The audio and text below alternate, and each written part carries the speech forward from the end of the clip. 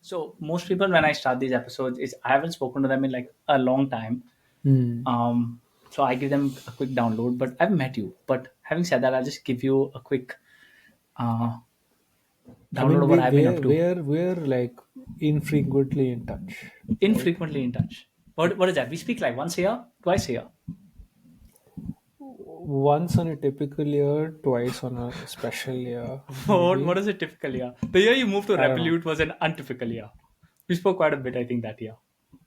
Yeah, because we were all in that decision mode, no? Yeah. I think that's the way. Like transition years, Uh, probably spoke twice because we wanted to actually chat about like what's yeah. up and how things are. Yeah. Otherwise, once a year. Yeah. The time zone and all also makes it like, I mean, time zone Yeah. just takes out so much of like potential overlap time, and weekdays are Yeah. out. So you're basically talking like 2 hour slot in a week, every Yeah. week, and then you have to plan it, right? So Yeah. it's not easy. Yeah. Not I easy. mean, like, do you see that with like other friends of yours, like other friends you had from college? Yeah, yeah, for sure. Yeah. I mean, college or like school or Bain, whatever. Hmm. It's all. I mean, for me, it's so hard to coordinate. Like even chatting with arguably like closer friends with whom I'm in touch more regularly. Yeah. It's like, oh, you miss one call, and you're like, okay, let's just talk next weekend because can't Yeah. make it. And then proximity wise, like if they are based in London, like time zone is just such a difference maker, really. Yeah. So over time, it's just happened. Like some friends in the US, Hmm. Chicago specifically. Not sure you know Hmm. about that group really much. That little, what do you call that? Little Little India, diaspora? little Little India. India, it's a little India, little BCC also. Little Uh, BCC. that group, I mean, mostly Fluffy, of course, in that group. Hmm. And then even like friends in India, and you, though, for sure not. Like, you're what, Yeah. 7 hours? Yeah. It's Seven, like eight 4 hours? p.m. here. It's 8 a.m. for you. So it's a bit crazy. Yeah. Yeah, because then it takes a lot of effort on a weekend to make that happen in the Yeah. morning, right? Yeah. Mornings are like not a time when you talk that much, Yeah. at least for me. So that Yeah. happens. But like, like, what is your plan to like? I won't say solve this, but do you think it's a problem? Like the No, fact that you don't think it's a I problem? don't see it as a problem. It's like one of those things that it just happens as time passes, Hmm. and if you really want to make the effort, you Yeah. will, right? Hmm. And if it doesn't happen, Hmm. then you probably like on both sides, you probably Yeah. didn't need to make the effort really. Like Hmm. you don't really need to be in touch. Yeah. It's I mean, like when Shivani was not here and she Hmm. was back in India, obviously you would make the effort because it's important to you, and you would Yeah. talk every day, Yeah. and a lot more on weekends, etc., right? Hmm. But like, I mean, it's like this other thing that I noticed was like over time the problem, quote unquote problem, is that like everyone has such different lives. It's like a different Yeah. world. Yeah. Right now, when I went back to India and I was chilling with my friends, I mean, like there's a version of their life that you think they lead, Yeah. and I was in that assumption without really being in touch with them for months. Okay. And Hmm. then I go there and I'm like, oh my God, this is a different life to what I thought in my head Hmm. all this time. Hmm. I mean, there are some similarities, of course, but Hmm. mostly things are quite different to how you Give me like. an example. You were in India It's like, recently, so I'm assuming this is yeah, a very recent phenomena. yeah, it's very recent, and I was thinking about it when I was like before I went there. Yeah. And for context, right? Like a broader context is that I'm not on social media at all. Hmm. Zero. Right. So I've cut it off for like 2 years or 3 years or so now. Hmm. So what happened was that like I more than not just keep up with people. I don't really know what's happening unless I reach out to people and they share something. So unless Yeah. someone sends me a photo or a video or like we chat, I don't actually get to know what their life is like. Yeah. So then my friend, like best friend from childhood, Ishan. I don't know. I think you've met him once, or maybe you haven't. Maybe no, I don't think I met Anyway, him. he was like he started a band, okay, Hmm. and he's making music and things like that, right? So, I mean, you think that you have an idea on what it is to be in a band. Yeah. I mean, he was a solo artist, primarily a solo artist before this. So I kind of had a sense on okay, what his life is to be a solo artist. Him and Yeah. like his girlfriend Diti, they're Hmm. both like based in Delhi, right? But I'm mostly in touch with him more regularly. So he went from solo artist to a band, Hmm. and then you had these assumptions about okay, what a band feels like to be part of. Like, Yeah. I mean, they must be like very different people. They must be not that friendly with each other because Hmm. at the end of it they're a band and stuff like that, whatever. Yeah. And then I hung out with all of them one night, almost like a passive observer. Like Hmm. they were all hanging out, and I was there, and I was like, okay, this is what his life is now. Like these Hmm. people, and I met them, and they were all really chill, very nice, and they were just hanging out with strangers, okay, Hmm. in his house, which Hmm. also like came as a shock to me. Like, So so the big. band members were strangers to you, and you No, all no, were no, hanging. no, no, no. Not only the band members. So they had a performance, and Yeah. then they basically just said, "Hey, if anyone wants to come over to my place, just Ah. come over." Okay, Ah. and there were strangers in his house, Hmm. just hanging out, and I was like, "Who does this? Like, Yeah. what is this world where people just come after like you don't know anything about them, and you Yeah. just like based on faith at 3 a.m. at night, they're just walking into your house." To like have a drink, get a smoke, eat some food, and like fuck off at like sorry. Yeah. They You can just leave swear. at they just leave at like 5 a.m. Yeah. And I'm like, what is this life? Like I was Hmm. such a stranger to it. I don't know it. I've never really experienced it meaningfully at this age, especially. Yeah. Right? Maybe if you're in your 20s, you're in BU, Hmm. you're in college, whatever, you're in undergrad or masters or whatever, you like you have that urge to mingle. But at this Yeah. stage, it's like I want to watch my TV. I want to sleep. I want to watch my football, eat the food, and just sleep. Right? Like nothing too shocking, which is like Yeah. strangers on the couch. So I just found that quite different. I Hmm. hadn't experienced it. But again, this is Got one it. of those things, right? You kind of disconnect. Then Yeah. even from social media, you don't know anything about like I didn't know anything about the life, what it's like. Again, photos or videos, no Yeah. content I was consuming. Then suddenly it hit me like what Hmm. this life is, and I was like, oof, Hmm. should keep up a little more After with seeing people all every now. that, do you think you're gonna go back to social media, or like, do you gonna go back on No, no, no. Instagram? I think it's a closed chapter. Yeah. Closed chapter. I Why? Why mean, did you close it? my only main social media source now, which is actually social media, is LinkedIn, which is social media. Basically, it's social Yeah. media for a certain type of person, right? Yeah. But I'm trying to get off it as well as much as possible. Why? Um, Why did you want to get off all of this stuff? I think it started. So one, I felt like I was doing too much scrolling Hmm. at one point, and it was just like it was just a natural reaction to I don't know when you I mean, you're literally sitting on the pot. You just Yeah. like, and you're almost going there to do that rather than going Yeah. there to do your business. It was one of those phases where I was in that a little bit. Hmm. In addition to that, I think the true reason was like when I was in Amsterdam, when I moved into Amsterdam, maybe like a little bit pre-pandemic. So I moved Hmm. in 2019 and pandemic was early 2020. So I had the first year, right? Um, and like adjusting to a new place and things like that, it took longer than I expected, especially in Amsterdam. Hmm. And it was a bit quiet there, right? So it was like I didn't know too many people, and I was still settling in, and it took me much longer than I expected. Hmm. And I think after a point, the scrolling was making me see other people's lives and what they were doing and how many things they were doing and how many things they were how many people they were Mm. meeting and stuff like that.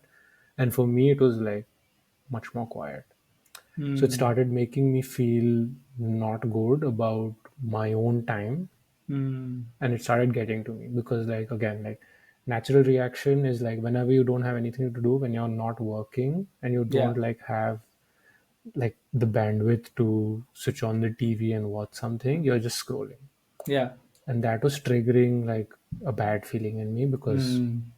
for all intents and purposes, I was feeling lonely, right? Yeah. Um, and it was just that cycle. Like, I couldn't get rid of it because even after having scrolled and put down my phone, I'd keep thinking about other Mm. people rather than trying to like do something with my own time, which was more Yeah. meaningful. Not to say that I did too much meaningful shit, but like at least I wasn't thinking about that, right? Yeah. So it was one of like those things. I think Instagram was really feeling like more like a poison to me. I was Yeah. anyway off Facebook for like 5 years or whatever, until LinkedIn came, which I also deleted initially. But Mm. then when I started re-recruiting, then I Yeah. thought, okay, LinkedIn is useful because it might lead to something, which Yeah. is why I restarted it, put on premium. I also got quite hooked onto it. But then, Mm. in a weird way, it kind of led me to my job. Yeah. It was just a random LinkedIn reach out that I responded to. Um, and like in general, I find LinkedIn marginally better than what I remember of Instagram because it has, Mm. okay, 1 in 3 posts, no, not 1 in 3, but 1 in 5 is maybe like slightly informative or like Yeah. something useful, and then 4 out of 5 is junk, right? Yeah. 1 out of 5 is actually about Revolut in some way, shape, or form. Now that they figured out that I work there and whatever, and my likes or whatever, so it's actually useful information to take into work sometimes. Like, oh, Mm. there was an article about this, or people are talking Mm-hmm. about this within our own bubble. People are talking about this, so you Yeah. learn a little bit. I mean, sometimes I learn about some product launches also on LinkedIn. I'm like, oh On the yeah, they news. were. I remember they were talking about this. Now I know that they launched it. Right. Mm. So mildly informative, but I'm trying to like make it even more restricted because I've put Mm. like timers on LinkedIn, 5 minutes a day. Yeah. Sometimes I extend, but mostly I don't. So yeah, Yeah. what is your social media scene? Like, Similar. I think I've never been on. Yeah, so I think since way back, like I never sort of posted too much on Instagram, Facebook. mm, I think that was also because like I was more like perfectionist, so I wanted my whatever feed to look very good. So if anything did mm, not cut the bar, I would just never start posting. So as a result, I never started. And then for a long time, through Bain, even through like Nivasa, I don't think we ever. I did not do mm, like I did not post from my profile. But I having don't said that, remember you being a poster, yeah, I really. would never post. Hmm. But when we started doing Nivasa, when I think for work, like if you would spend time like scrolling, so it was even worse because like you didn't have people you followed, you didn't have like you didn't never trained the algorithm to give you stuff which you really wanted, so it would just give Hmm. you any garbage, and then whatever stuck, you got stuck with that garbage, right? Dancing Hmm. videos, fucking cats. I mean, back then it wasn't that much. Now it's become much more. So yeah, it's just been on and off. So in generally, I don't have Instagram, I don't have Facebook. I scroll a lot on Twitter, which again, I have learned. I'm slowly realizing is a different kind of problem. Um, I I, mean, I they're I don't all like LinkedIn. problems if like you're doing a lot of scrolling, in my opinion. Correct. Like, timers Yeah, needed. yeah. Time was uh, needed. I've only gotten back to Instagram very like once the podcast started, purely as a way of like pushing the podcast out and making people hmm. make sure it's aware. But to be honest, like that's a big dilemma. So to answer the question, I'm very not on social media. Like you will never see my life on social media. I do sort of scroll a little bit here and there, Hmm. again as an impulse. And I think it's a worst form of scrolling because I've given the algorithm zero information on what it should actually show me. Like That's what you this is think. also, I mean, again, like you're giving an algorithm information about yourself, but like a lot of them, like they're also picking up on a lot of other things that you don't know that you're giving them, right? yeah, correct. But I would, I think my feed would be much more valuable or like much more helpful if I actually like engaged with it more. So like if I liked Hmm. more, if I commented more, they would give me more of that stuff. Like I love watching like these 5 minute food recipes. I'm just Oh yeah, like yeah. this is so good. Like every five I might try one. Then another Five. thing, I only not only five. Like I can even watch 1 minute food recipes, and yeah, that is kind of my Achilles heel right now, which is probably hmm, filling that gap. Sometimes is like yeah, YouTube Shorts. I don't know if you yeah, like. exactly. It's YouTube similar to Shorts, Instagram TikTok, I Reels, guess. similar. Similar, but I feel like at least YouTube Shorts is all like it's like not people that I know Mm. Ah, posting correct, there. correct, It's correct, like food videos and football videos and correct. stuff like that. And I find it maybe 3 out of 5 posts are more informative Yeah, and like useful. And I'm like, okay, cool. This is a interesting spot to eat in London, or oh, yeah, this I exactly. didn't That know stuff. about Like football, some new whatever. places to find to eat or some new like food to try. So I think that stuff is good. But like yeah, because I've not, I don't follow those pages and things like that. So it's not very Yeah, even I consistent. don't follow, but like I mean, they of course measure how much time you look at every Yeah. post to figure out and then tag it and then So promote it and stuff. yeah, so that's sort of Instagram. But I feel like the downside of all this, I'm slowly realizing is like you just lose touch of people. You have no clue what they're up to. I mean, Um, you'll again, like my honest view is like if they really matter that much to you, you'll make it happen, irrespective yeah, of the channel. Again, like the a lot of these channels are them reaching out to you, like, yeah, but them reaching out to the public at large. yeah. So what do you know about them that the world doesn't know? Yeah. Right? I But guess like that's what things like, matters. people will have kids and then, their kids are growing up and you cannot see them, but through like a story or through a post, you'll be like, oh, the kid is like whatever, 6 months old now. Oh, nice. And then that at least, if nothing else, you'll just send them a message saying, oh my God, the kid is so old. Now, yeah, like in alternative universe, you're like, yeah, you should make some time and do all of that. But yeah, I don't know. So that's a big question I have in Is the mind. way the world operates in a way, right? Like it's. I mean, they are. I guess you and me included to some degree a little more old style in that way. Yeah, Is the world operates on these platforms and the world shares information on these platforms now. yeah, So now the new truth is like, hey, I've told the whole world about an important update because I've shared it on Instagram. I don't correct. need to like message anyone about it. Yeah, correct. But I Even guess when you like land up in a new city, hmm, sometimes like a friend of mine would like they would just land up, they would just click a video and put it on Instagram. Oh, I landed in this place, and then whoever's in that city would message, "Oh, you're in town. Let's meet." I mean, that's wonderful, right?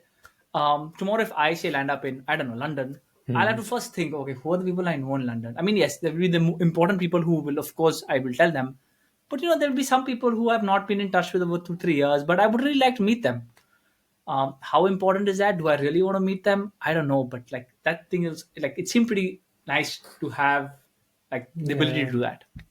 I see what you're saying. Like I think it's happened on a few occasions before I deleted Instagram. Was like Yeah, notice that hey, someone's in Amsterdam or someone's in I don't know Paris or whatever or yeah, in Delhi. As you know, come from wherever. Let's try to meet up. yeah, But again, like it's one of I agree. I see the benefit, right? But like pros are there, but for me yeah, the cons outweigh like yeah, yeah, what was happening to me at that time. I was like I couldn't take it, and it yeah, happens to some extent on LinkedIn as well, right? Like yeah, absolutely. especially when your peers and someone who's junior to you, you know Yeah, them as like fachas in school or fachas in college, and then they're just like skyrocketing with partnerships and vice presidentships and whatever, and you're like, oh well, that's yeah. unusual. Then you feel a little bad, and you think about it, or whatever. I wonder So if yeah, that's our generation thing.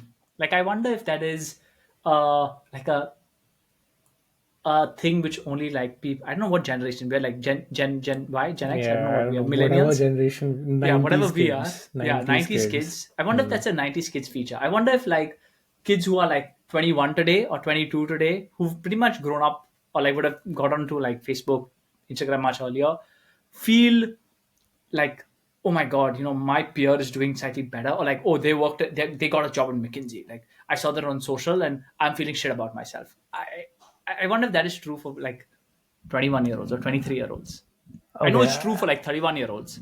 Yeah, yeah, very true. I mean, it is true in my personal case.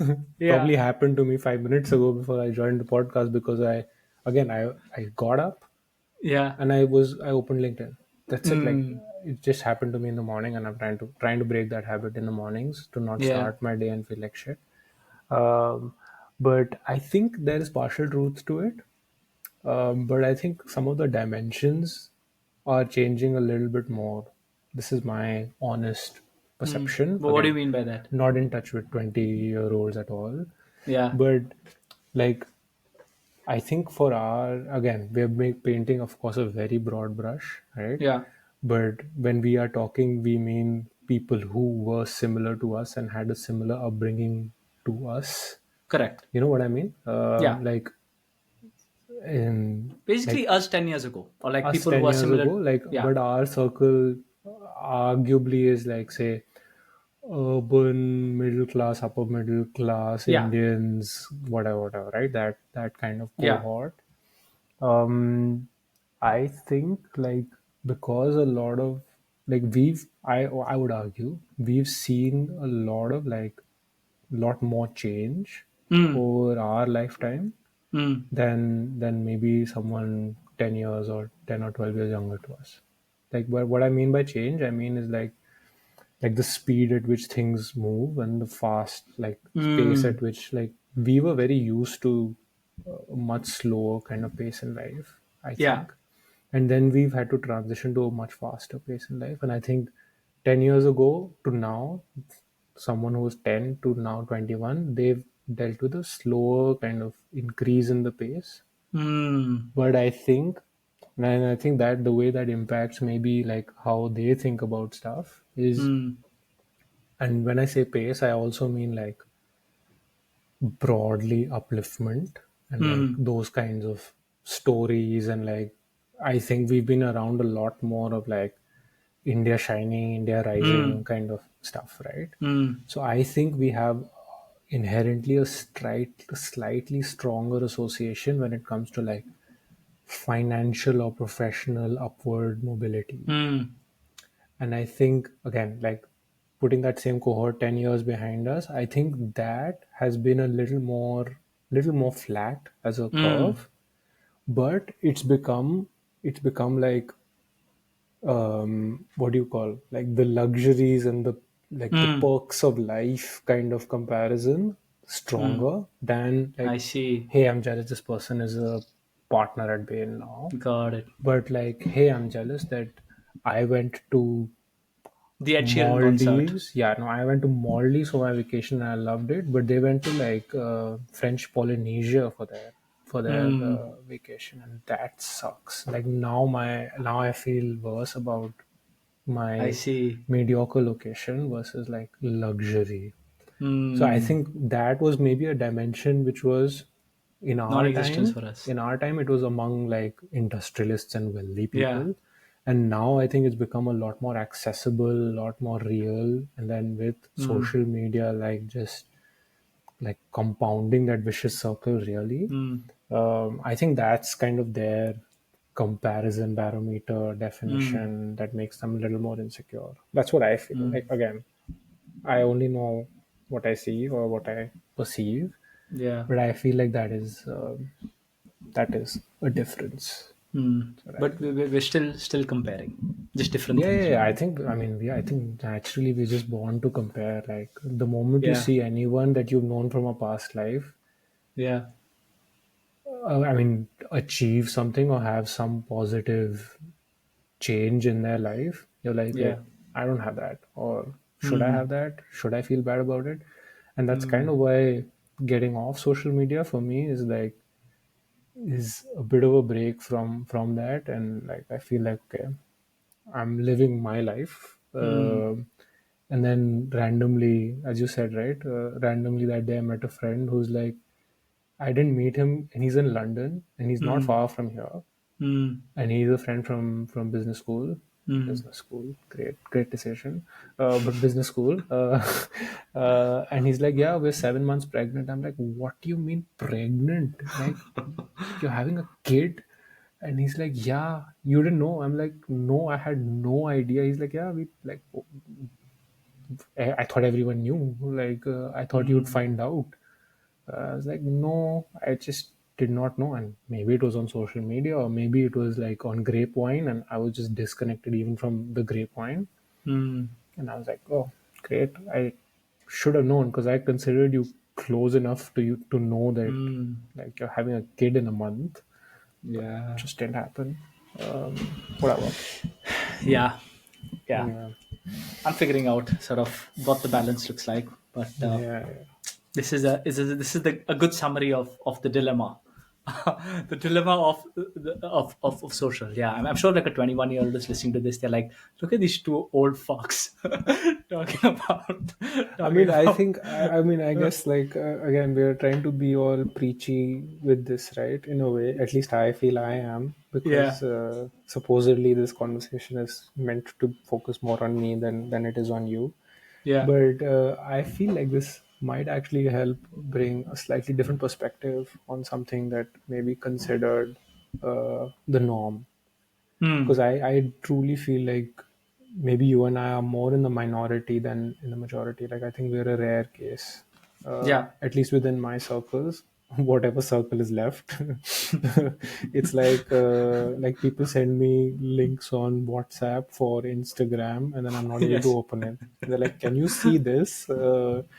Like it just blocks after a point or whatever. So I yeah, definitely feel like and you also are a bit more in the minority, but it's different and it's not yeah, bad. Uh, I yeah. don't think it's I do bad. agree. Like, I think that the the positives do outweigh the like the things you miss out. Hmm. Because yeah, I think that feeling of always comparing, and it's by design, right? People only put the best parts of their life online. You can essentially see the best parts of 7 billion or say 1 billion people.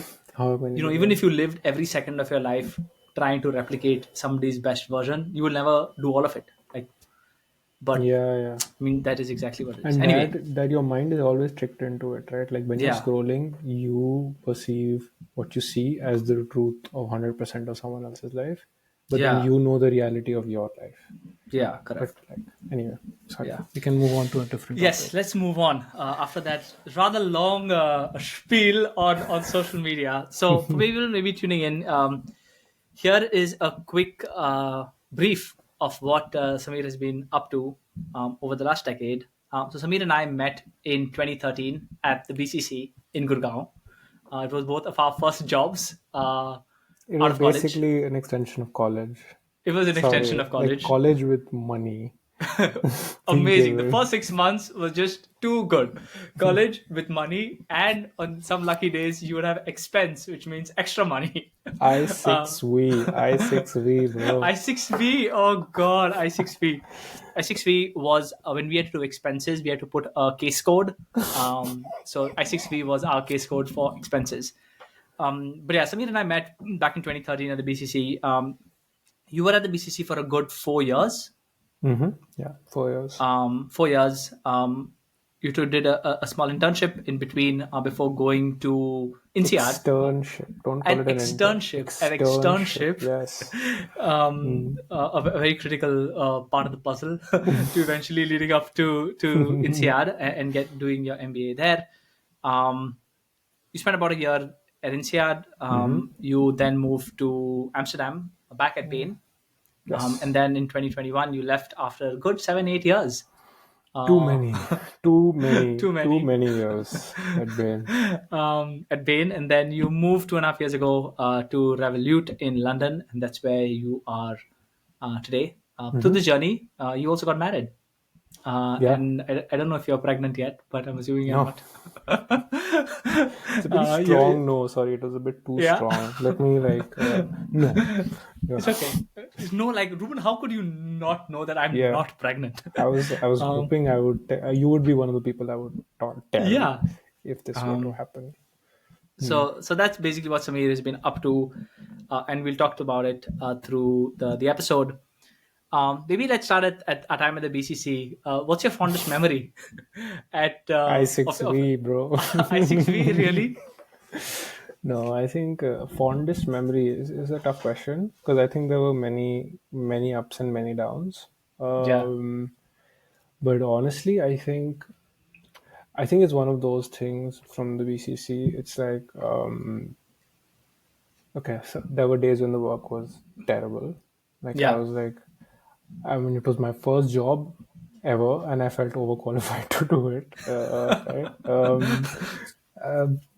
So I think fondest memories. Let's be honest, right? Like because we started on the note of like it being an extension of college. yeah. I think that was the perfect place for me personally to start working Mm, because it had like the allure of being a consulting job, not yeah. not a consultant job but a consulting job. So like Hmm. it came with a name that was premium and felt really cool. It trained you a Yeah, lot, like for life, I feel, to some extent. yeah, Plus it was fun, right? yeah, So like there are many such good memories from that perspective. But if I was to highlight a few themes, I think it yeah. would actually, I would not be exaggerating when I say food, Food. because I mean, like it just opened up at least my life to different types of food and like Yeah, experiences and like everything about food. yeah, So much flexibility, like that freedom to like just choose whatever you wanted to eat for yeah, $500 and it was free and all of that stuff. I think was like really cool as an exploratory experience also, right? Like you're yeah. like aaj kya khayenge, like what are you going to eat Correct. today? So I Yeah. think I actually enjoyed that and started my love for food.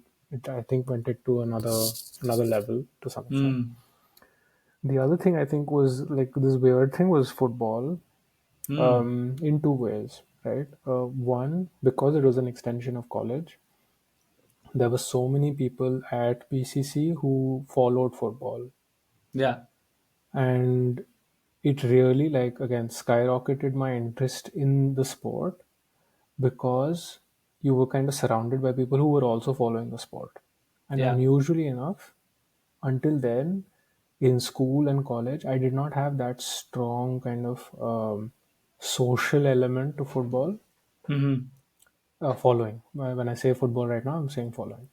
But then it went into the workplace. For me, the first time Mm, it kind of really went into the workplace, and it was almost like you could find five or six people who were basically on the same zone of mm. like following football and stuff. And we just talk about it for like a really extended period of time. Yeah. To the extent where now, till date, I'm part of like a football group, which is all just BCC people following football, and that's great, right? Like it's Yeah. kept you into the sport and kept you like more and more interested. But then Mm, also coupled to that was playing football, mm. because like even again before then I used to play football but in my park, right? like Yeah. in like in your neighborhood park with people of varying ages and fitness and Yeah. range of skill and whatever, right? But here it was like again similar background, similar upbringing. Like none of us are professionals, obviously, because we are sitting at Bain and working. Yeah. But we always had like a passion for the sport to some extent. Yeah. And then there was like those Bain World Cups that used to happen, and like Yeah. I used to want to just go every year. So you had something to look forward to. It was like this event that was so much fun. Plus, you get to play football, and then everything Yeah. else is free. It was great. Like I think football was another big thing for me. So like fondest memories, I would just say broad category of food and like that exploratory journey almost. Mm. Gurgaon exploratory journey of food, Yes. Cyber Hub and Cyber City, below eight, and what is it? Yeah. Below 8. I don't remember that. You Below don't 8? know No, after below 8. eight? No, that's a chocolate. Oh, below Below eight 8. is Right used at to the be bottom in of the building building. eight. Building eight, Yes, ground yes, floor yes. used to have this place called building Bricks. eight. Remember bricks used to be Bricks, on. bricks was in our building, building 10. Bricks ki Yeah. dal, like dal. Anyway, so like that is where it was, and then Cyber Mm. Hub and like all those options came, and it was great. Like I thought Yeah.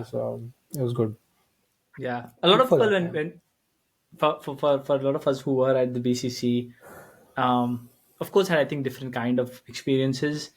You spent about 4 years there. Do you remember Mm. like your lowest point at your time at Bain? Yeah, of What course, was of it? course. I mean, like the moment you said lowest, it's always for some reason really easy to find your lowest point. It's hard to pin on fondest memory, Really? at least for me. Okay. I think lowest point was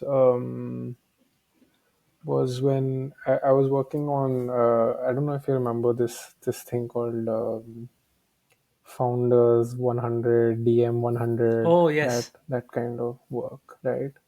That was actually one of those memories that I have at Bain where I felt completely disconnected to what I was doing Hmm. because of the nature of work. Mm-hmm. So the nature of work was like, I don't know if you remember, but it was like strategy in like the purest sense, right? Hmm. Like what does it mean to be strategic? And they were trying Hmm. to basically use that as a marketing tool to get people hooked onto the concept of strategy and Bain. And Yeah. like the idea was like pick up high potential small clients and like Hmm. wow them with your thinking, right? Yeah. Wow them with your ability to like whatever case study and stuff like that, right? Yeah. But that's where I struggled the most because I think inherently I was a lot more like one of the data driven, Hmm. like you need lots of information to understand something kind of person, Hmm. rather than someone who can rely on like anecdotal evidence and a really really developed strategic mind to make a point, Yeah. right? And that's where I really used to struggle because I used to be told, okay, make a slide on X. And it Yeah. was like, it was so abstract for me. And I just didn't know how to fill a slide with words. I Yeah. genuinely used to find it so hard because I was like, based on what? And they used to say, yeah, yeah, I mean, the partners call, right? They said stuff, like make a slide on the stuff they said. It was almost like following, writing notes on what their thoughts were, and then trying to visualize it into a slide, and then Yeah. use that for their marketing presentations. Oh, I'm Yeah. calling it marketing, but and I used to struggle with that so much. And I remember there was Hmm. a day when I was asked to work on a slide. When you're an analyst one or analyst two, your like mission is like in the full day or the full week you make 3 slides sometimes, and that was Yeah. that was shocking, right? On a lot of other projects, a lot of my peers, again, like now Yeah. comparing, right? My peers were working on Excel models, they Hmm. were working on survey data, they were processing so many so much more information and then making, I don't know, 30, 40, 50 page appendix decks, right? So they Yes. were just churning through stuff, right? And you walk around in the office over lunch or whatever and you see, oh yeah, like their screen has Excel after Excel and they're Yeah. crunching the numbers and that I used to find really exciting. And then here I was asked to say, like, make a slide on company X and make it about their journey and why they succeeded. And I was just like, what am I supposed to do? I have one random, I don't know, like Indian Express article based on which I have to make a slide and some thoughts from a partner. And I was like, oh God. And I remember I Hmm. struggled with that the entire day. And then when I shared what I had, I remember getting getting the look of this is not good enough. And I was like, oh my God. The whole day I worked on something and I've come up with something that, and I see the person who was reviewing my work take a copy, like, like literally paste, control D, take a copy and just like remove stuff. And I was like, this is my Hmm. whole day's worth. Whatever you divide your salary by Yeah. 29 and you're like, that's 20 days and you're like, oh my God, that's like XK of value that I'm supposed to be creating on this job, which is down Yeah. to shit. And I felt really shit about it. Hmm. It was really bad. But then it was also cute to like try to get on something new. And Hmm. I knew that this is just not for me. This strategic thinking, abstract. Like a lot of people are really, really good at it. Hmm. But I instantly knew this is not something that I Hmm. can do. This was Um, still when you were at the BCC. yeah, yeah, yeah. Mm. BCC, and then this is, I think, within the first 2 years. So you're still an analyst, Yeah. but a very important experience, right? Like you kind of Yeah. know now that that stuff is just not your cup of tea. Yeah. Well, And you stayed at Bain for another 5, 6 years, till yeah, 2021. I don't know what I was doing there after. Like, if Yeah, what were you doing? this was Sort my of, experience on I'm sure strategy. something kept you back, or something kept you going. How did, what were you sort of telling yourself? Yeah, so good question. So I think what kept me there was one. I eventually, towards the latter end of BCC, which was the first 4 years, I started doing something that was way more interesting. That What I was found it? way more interesting, not fundamentally more interesting. Like it was alco bev Ah, yes, I remember this. analysis work, basically. So it was like portfolio strategy, which was a lot more data driven. It was Hmm. a lot more like almost playbookized. Like we Yeah. had a product and we used to do a certain type of analysis, and it was being received well by the client, and we were interacting with the end client. So it kind of became a little more interesting. Mm-hmm. So I actually quite enjoyed it. And then Mm-hmm. I sort of started leading teams. So I used to manage 5 or 6 people. And that, Mm. at like after 2, 3 years of working, it's not, yeah, it's a bit unusual, I would say, to manage Yeah. such a large team and stuff. So that was nice. Like I quite enjoyed it. Plus, I knew that this was going to probably be my route to business school. Mm. And because it was a route to business school and the work was pretty okay, it didn't like bother me that much. Mm. Why am I not doing something different with my life, kind of thing, Yeah. that much, because there was not that much time to think about it. Mm. um, Plus the externship came along and it just felt like it was the right it came at the right time. 6 months, take a break, work on the application, take some of that free time. So you're working a 9 to 6 externship, and then rest of the day Mm. you chill or you work on the application. Mm. So that's what kind of kept me there initially. And my idea was Mm. never to come back to Bain. Like my Mm. original idea was not to come back to Bain. Mm. My original idea was rather ambitious in trying to see what I can do in this space, like consumer products, alcobev, Mm. and stuff like that. So I left Bain actually. I Mm. didn't intend to come back. So I left Oh. BCC uh, and went to INSEAD, Mm. kind of free bird, So freed you were not on from. the sponsorship. No, I was not. So I left Mm. freed from the shackles of consulting, and then I tried to explore different stuff, Mm. like what I said, right? Yeah. But then reality hit really during INSEAD, which was Mm. really hard to kind of digest, right? You so from the day you get into a good enough business school, you feel like, Yeah. okay, now you're gonna smash it, and you feel like, wow, this now I'm just gonna fly from here, right? Mm. Nothing can stop me, all that nonsense. Because for the day you get through, everyone's telling you you're so good.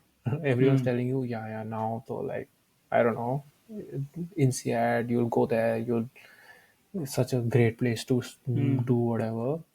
So If I you'll can pose you there, compared to your experience when you got into SRCC and when you got into INSEAD, was it exactly similar, or which was like made more glorious? I think INSEAD. INSEAD was more glorious. And I'll Why? tell Why do you you think? two reasons why. So the reason why I got into SR is a bit like mixed in my Hmm. mind, at least. Okay. So, Okay. and also like a lot more time for that to happen. So your board results come, I don't know, in Yeah. May, and then the admissions are confirmed, I don't know, like July or something, right? Yeah. So first you get the result, and Hmm. then you feel like it's good. Yeah. Okay. And then you have about 6 7 months to build up on the fact that you're going to get into a good college. Yeah. Okay, so that's one part of it. So then when it actually happens, then you don't feel as Hmm. thrilled because that switch is not as instant. Hmm.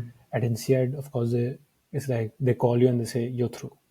And Hmm. until then, like the rejection rates are there, like wait Yeah. lists are there, so you don't know exactly what your chances are, right? Okay. So that thrill of that switch was more meaningful. Got it. But the other thing that I think is different fundamentally is that I got a certain percentage in 12th, which was Mm. good, like really good. So I knew, I mean, in my head, I'd already said, okay, I'm getting into DU. Yeah. I'm going to go to North Campus. I'm going to Yeah. do BCom honors. I Yeah. knew all of those things, but I didn't know if my percentage was good enough for SR. Mm. And I was like, okay, I'm going to, and again, like for context of your esteemed listeners, SR is supposedly the best, right? And then Yeah. there's other colleges that do like Hindu, Hansraj, whatever, Yeah. right? Which aren't as good for commerce, right? Correct. So, I mean, in my head, I was like, okay, I'm getting through a Hindu or a Hansraj or a KMC or whatever, but I don't know, maybe SR is out of my reach, right? Mm. And actually, it was out of my reach. So my marks were like 3 marks less, like 0.75% less than the cutoff. Mm. And it filled on that cutoff. Like that Mm. entire batch was filled on that cutoff. Mm. But I had a secret weapon, which was my mom is a professor. Well, I mean, she's retired now, but she was a professor at Miranda. Mm. And what they do in DU is like if you're a son of or a daughter of a professor in the university, Mm. there's a separate merit list that they prepare for those Mm. those kids, and then those are also ranked on percentage. Got it. So there were like X number of kids who made it through that. So whoever Mm. could not meet the cutoff on their own, like say I don't know, 95 was the cutoff. So whoever was Yeah. 94.75 and 94.5 or whatever, Got uska it. merit list they used to make. So all kids, whole people who were kids of DU faculty were in Yeah. the separate list, and I made it through SR on that, I not see. on the original list. So it always felt like I needed that Mm. extra kind of push to make it. Mm-hmm. But then on INSEAD, the entire thing was me.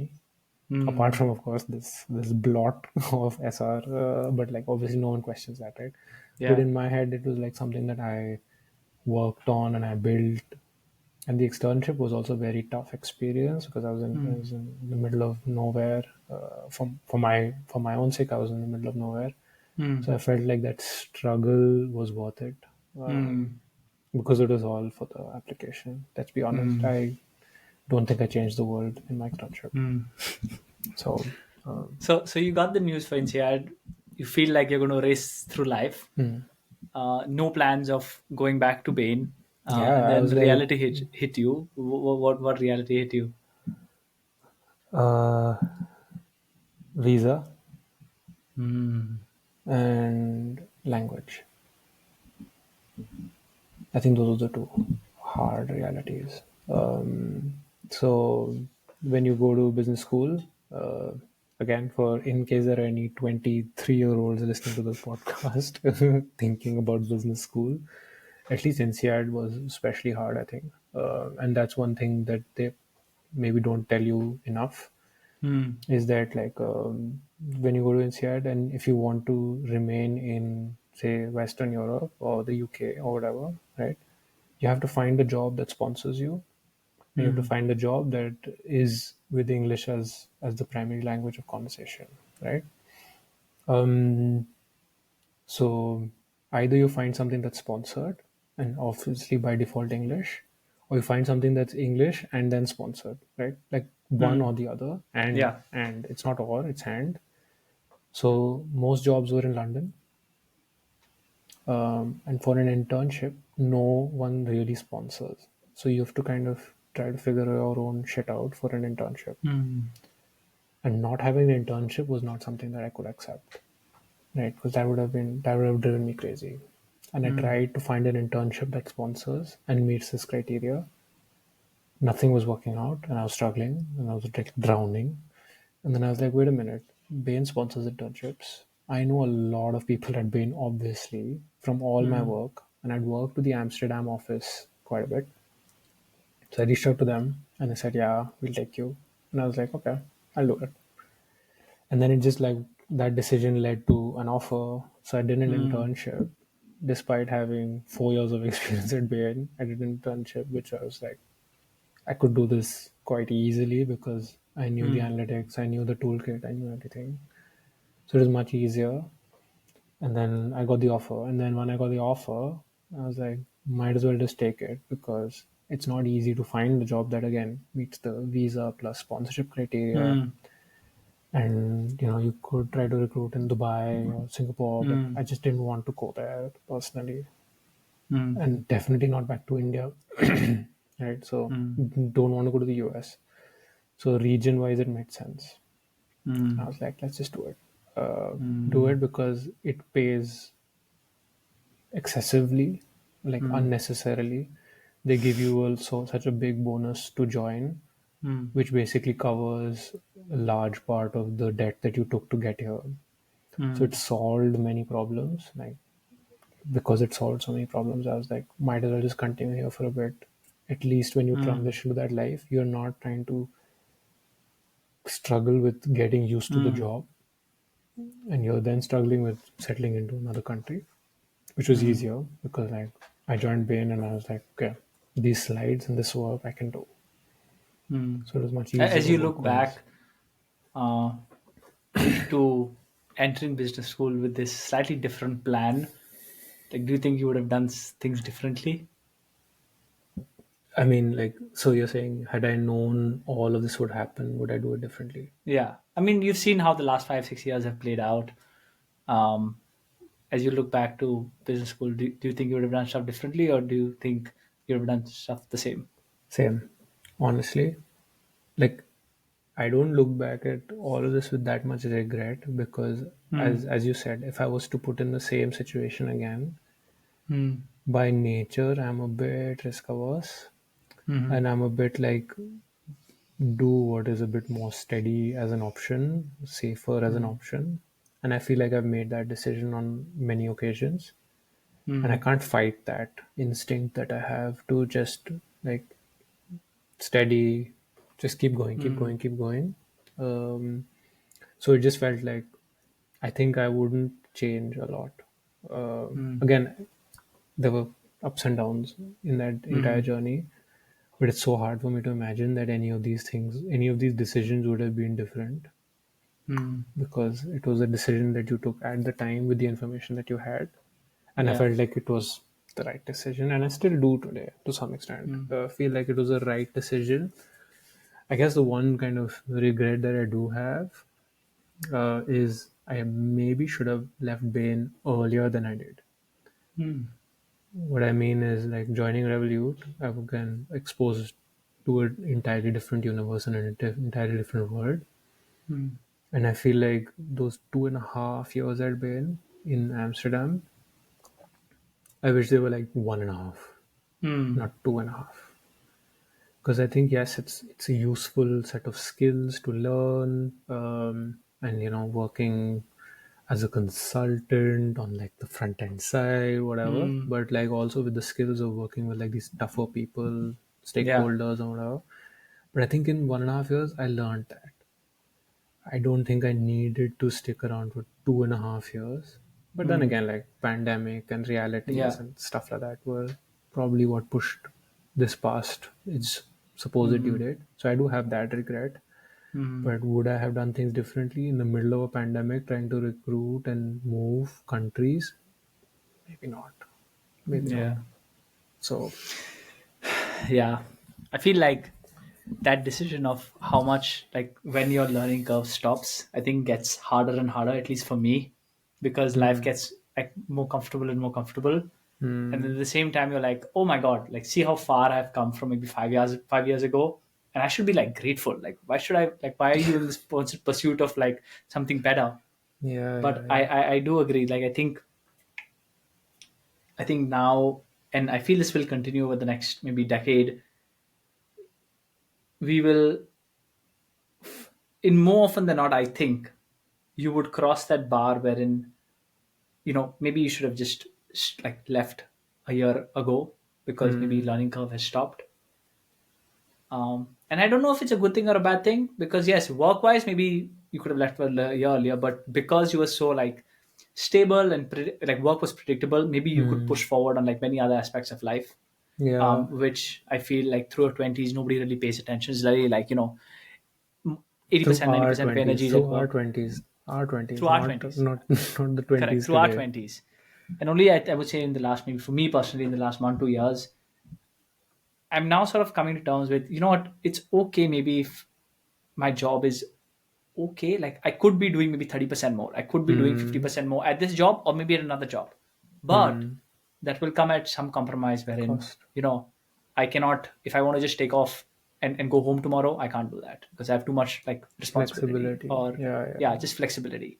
So I feel that's like a dilemma in my mind these days on how much of flexibility do I really want to enjoy versus how much do I push myself to do like the next thing. For sure, for But sure. yeah, I I'm don't on the know. same boat, and that's exactly where I feel right now as well with Revolut. Like I've been here 2.5 years now, Yeah, um, and like I'm exactly what you said, exactly in that same space.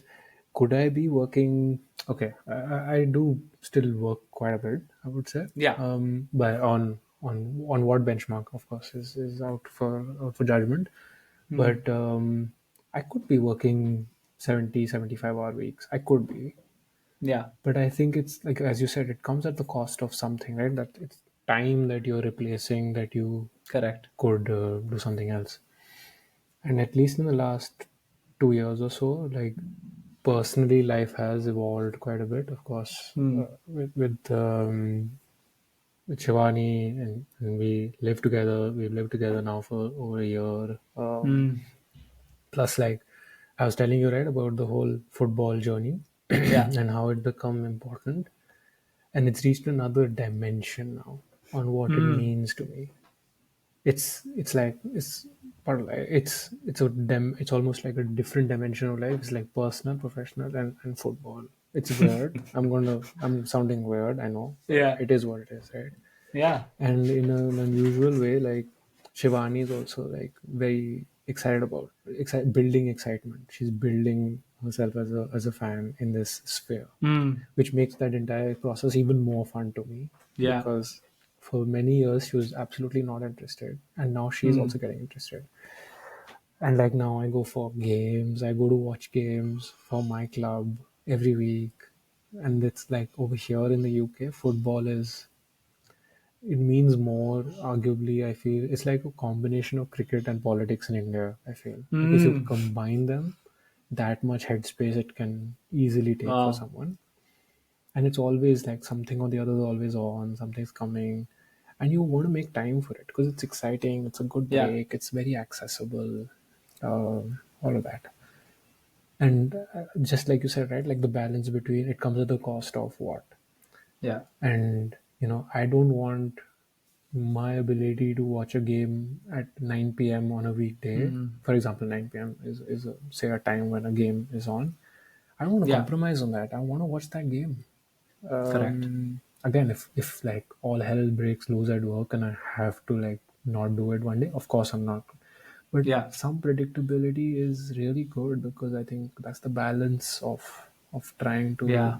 keep professional and personal good, keep Yeah. quality of life good. Like, again, what's the point of working 75 hours if you can't enjoy the Yeah. rest or enjoy what you do in those hours as well? Yeah. It's that dilemma. Okay. So that was us talking about why you decided to go back to Bain if you had done that all over again. Um, I know in your voice note you told me that you put actually a lot of thought about where you wanted to move to, why eventually maybe you arrived at London. Mm. Um, Talk to me about what was the thought process. Was it always the plan? Like, do you always want, like, did you always see yourself that, what, I would move out of India and settle abroad? Or it was more like, let me go just try this, and then eventually I'll come back. Mm. And sort of how are you thinking about that Yeah. now?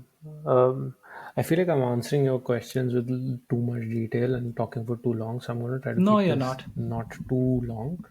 But You're not talking too long.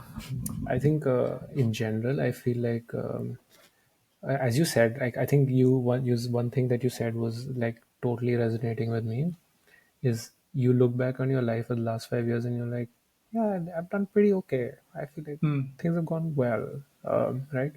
And I do truly believe in that on a every 5 year basis.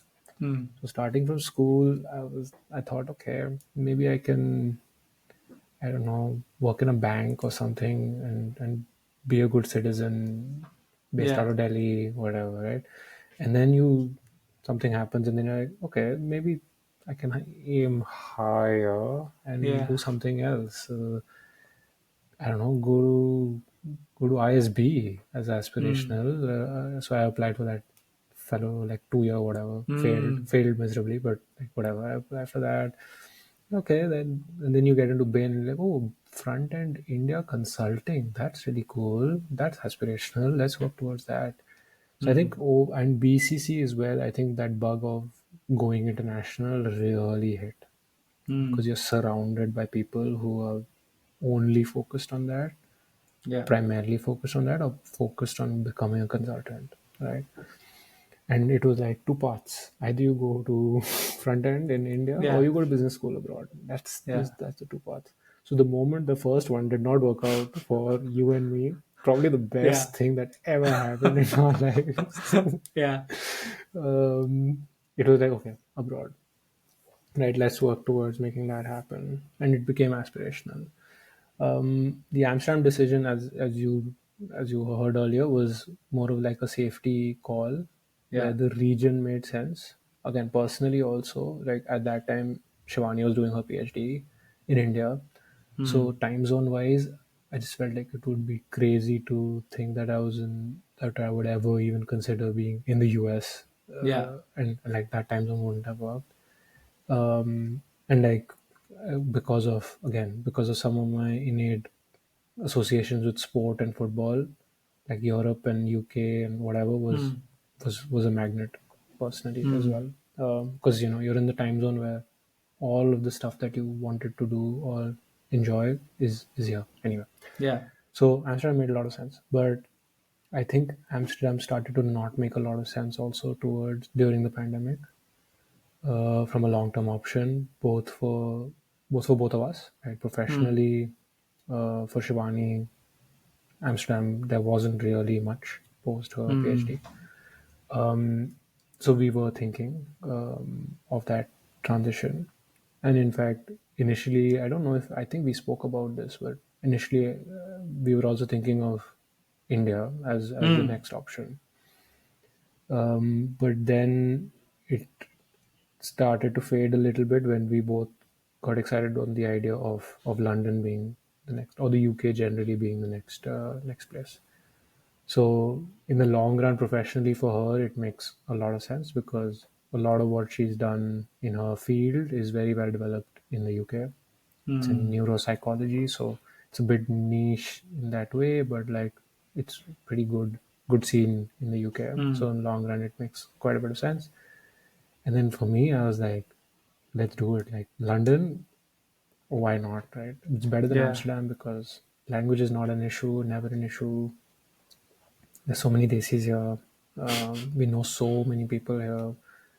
So moving into London was, it's just like, can't think of any other city in the rest of the world that makes more sense. Hmm. Like, make me an argument for us both personally Hmm. or professionally why London doesn't make sense. And then you Hmm. start figuring out from there. Like you kind of go Yeah. from there and be okay, assuming we want to be in London. What do we do? Hmm. How do we make this work? Hmm. So that's kind of how it worked out. It's a weird way, but I still believe that there's no other city that makes more sense. I love the city. It's awesome. It's Hmm. again like thinking back, right? 10 years ago, if you had told me I'd be wanting to kind of settle down in London or settling down in London, going for football games that I used to watch on TV and week in, week out, playing football and just like all of these things, I'll be like, no, fuck no, there's no way that could be my Yeah. life. And now I'm like, this is life. This is great. Yeah. It's crazy, So many of us, I think, would have never imagined where we've landed up. Yeah, I mean, again, like, of course, you could be. Um, I feel like in the last 2 3 years, especially, a lot of us in our cohort and our Hmm. peers could be looking back and saying, "How are we plateauing a little bit? Not Hmm. flatlining, but plateauing a little bit." Yeah. Maybe I think there is some truth to it, but I think it also comes at the benefit of a much higher quality of overall life, Hmm. of like personal life, and I don't know, feeling good about what you do outside of work. Yeah. And then that's why I don't look at it with like any kind of negative feelings Hmm. at the moment. Yeah, Yeah. it's good. Yeah, we've also all been like really hardwired um, to like focus a lot on one dimension. So like most of us who went to like SRCC, Stephens, you went to worked at Bain and you went to INSEAD, like everybody sort of was, you had the same ingredients, which is why it propelled you to, get to those spots. And now is I Um, think where the divergence is going to become wider and wider, but maybe it's not going to be super wide. You know what I mean? I but think what it's about going to divergence? like as you said, right? I think till you're 30, like the paths are different, but like professional focus is driving Mm, you at like that breakneck speed. yeah. But then now professional focus is Mm, variable, but the yeah. personal focus is driving Correct. you at that speed, Correct. right? Correct. So Yeah. that 10 years means from now, there'll be some people who make probably 100 times you do, but maybe will be very different in other aspects. And there'll be some people who have like, I don't know, families of 4 kids, and those two lives will look very, very different. Now I think it roughly still looks quite similar. Like slightly different. That's geographically, what I'm have saying. people. It's diverging a little bit. Yeah. Like if you look at Yeah. our cohort and like our friends or whatever, right? Yeah. Okay, some of them are still at in consulting, which is maybe the most like stable cohort. Like Yeah. all of Chicago and every living being in Chicago and like I don't know Chuck, Donnie, all these guys. I mean, I interact with some of them, not all. But then you've seen Darshit already diverged many years ago Yeah. from all of us. But like Dhruv, He's in Papua New Guinea now. Do you know? yes, I'm aware of it. I haven't spoken to him about his decision, but Yeah. I'm aware. Oh my god. But like I mean, Yeah. Siddhi, Chuck, Dhruv, who else? Okay, City's not BCC, but like cousin, Yeah. halfway there. Who else? Like Dakshita, Even Pranjal, Pranjal. Lucky. Yeah, I mean, we are diverging slowly, Yeah. but Diverging not slowly. way off, right? And I think Yeah. maybe in the next 10 years we go a Yeah. little more How do you different. feel about that? What? About people diverging? I You mean, don't feel anything?